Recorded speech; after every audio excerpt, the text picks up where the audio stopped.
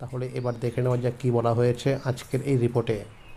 যুব শক্তি প্রকল্পে ৩,০০০ টাকার আপডেট।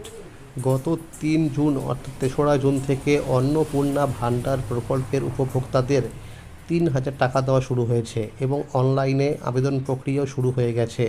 তাই যুব শক্তির প্রকল্পের উপভোক্তাদের প্রশ্ন উঠছে, আমাদের কি হবে, টাকা কবে থেকে দেওয়া হবে, ফর্ম ফিল আপ কবে থেকে শুরু হবে? সেই বিষয়ে এখনও কিন্তু কোনো রকম আপডেট আসেনি। রাজ্যে নতুন বিজেপি সরকার গঠনের পর শিক্ষিত বেকার যুবক যুবতীদের জন্য চালু করা হয়েছে যুব শক্তি ভরসা কার্ড বা যুব শক্তি প্রকল্প। এই প্রকল্পের মাধ্যমে প্রতিযোগিতামূলক পরীক্ষার প্রস্তুতি এবং কর্মসংস্থানের সুযোগ বাড়ানোর উদ্দেশ্যে যোগ্য বেকারদের প্রতি মাসে ৩,০০০ টাকা করে আর্থিক সহায়তা দেওয়ার ঘোষণা করা হয়েছে।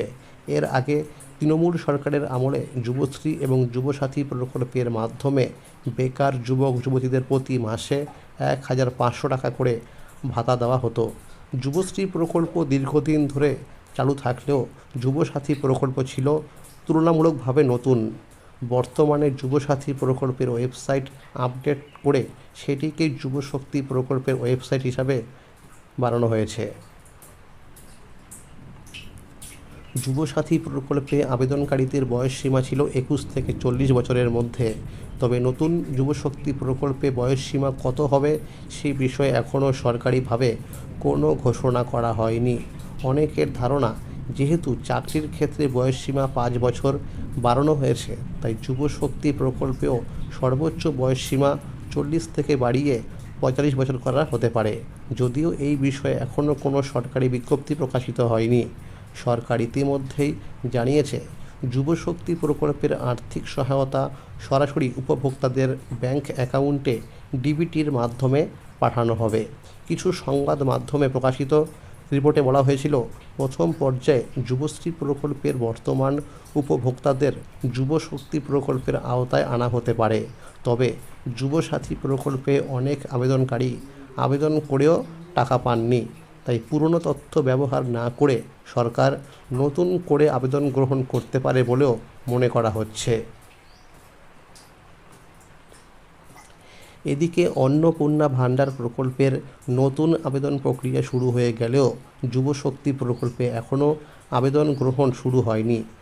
কবে থেকে আবেদন নেওয়া হবে, কিভাবে আবেদন করতে হবে এবং কবে থেকে টাকা দেওয়া শুরু হবে সেই বিষয়ে সরকারিভাবে এখনও কোনো নির্দেশিকা প্রকাশ করা হয়নি। তবে বিভিন্ন সূত্র মারফত জানা যাচ্ছে, খুব শীঘ্রই অনলাইন ও অফলাইন উভয় মাধ্যমেই নতুন করে আবেদন গ্রহণ শুরু হতে পারে। অনেকের ধারণা, আগামী ২২শে জুন রয়েছে রাজ্য বাজেট। সেই রাজ্য বাজেট পেশের সময় এই প্রকল্প নিয়ে বড় ঘোষণা হয়তো আসতে পারে। যদিও সূত্রের খবর, জুন মাসের মধ্যেই আবেদন প্রক্রিয়া শুরু হওয়ার সম্ভাবনা রয়েছে। এছাড়াও জানা যাচ্ছে, সব কিছু ঠিকঠাক থাকলে জুন মাসের শেষের দিকে অথবা জুলাই মাসের প্রথম সপ্তাহ থেকে যুবশক্তি প্রকল্পের ভাতা প্রদান শুরু হতে পারে। তবে এই তথ্য এখনও সরকারি ঘোষণা নয়, তাই উপভোক্তাদের সরকারি বিজ্ঞপ্তির জন্য অপেক্ষা করার পরামর্শ দেওয়া হচ্ছে। অন্যদিকে নারী ও শিশু কল্যাণ দপ্তরের মন্ত্রী অগ্নিমিত্রা পাল জানিয়েছেন, এসআইআর তালিকা নিয়ে বিশ্লেষণের কাজ চলছে।